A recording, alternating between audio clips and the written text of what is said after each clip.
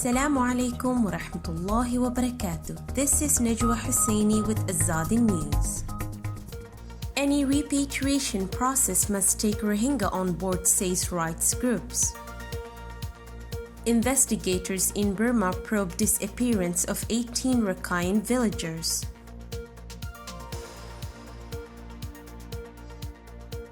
The Rohingya community must be taken on board in any repatriation process to Burma, and problems concerning their basic rights, including citizenship, should be resolved beforehand, the community's leaders demanded. The persecuted community is also wary of China's involvement in the process unless the Rohingya are consulted, and Burma is pushed to prepare the grounds for their return. Last week, Burma agreed to calls by Bangladesh at a tripartite meeting facilitated by China to start the much-awaited repatriation of Rohingya in the second quarter of this year. Bangladesh has pushed hard to begin the repatriation, but Burma has been delaying it, seeking time for logistical arrangements. Cha Wen, executive director of the Burma Human Rights Network, described the current steps taken for repatriation as a very bad tool for resettlement. We are concerned that some Rohingya feel pressure to return because the conditions of the camps are inadequate, or because they fear Bangladesh may force them to go to the camps on Bhasan Char Island, Wen said. Bangladesh is shifting Rohingya to far-off Bhasan Char Island from its Cox's Bazar settlement, where they have been living in camps ever since they fled genocide crimes in Rakhine state in 2016 and 2017. Forcing the Rohingya to choose between two bad situations is a very bad tool for resettlement, and it will do nothing to prevent future waves of refugees from returning if the human rights situation in Burma is not addressed, he added.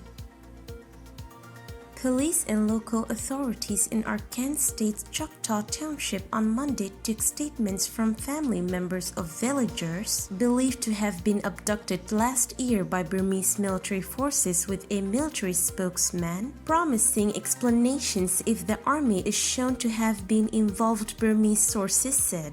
The 18 men were taken away in two batches in mid-March 2020 when soldiers from a Burmese military infantry unit entered their community in Choctaw Township amid fighting with the rebel Rakhine Army AA, later burning down dozens of homes in the 500-home ethnic Rakhine village tract. 8 of the 18 Choctaw villagers were taken from Timati village on March 13, while the other 10 from Timaji village were arrested by troops on March 16, all on suspicion of having ties to the AA. The body of one of them was discovered a day later in a river riddled with bullet holes. The incident was one of numerous disappearances in the now 2-year-old war in Rakhine that has killed at least 300 civilians and displaced roughly 230,000 others. Mong Chawi, the father of disappeared 28-year-old villager Neili U, told on Monday that he and other villagers summoned by investigators have now been questioned twice, with the first interrogation taking place on December 29th at the Mura'u District Police Commander's office. They compared our testimonies today with the ones we gave in Mura'u, he said. I appeal to them to have the detained villagers released if they are still alive, he said, adding, and if they are not, they should confirm this frankly. This is today's news. To get more updates about Rohingya, subscribe to our YouTube channel and hit the notification bell. Visit our website azaditvnews.com and follow our social media accounts. Wassalamu alaikum wa rahmatullahi wa barakatuh.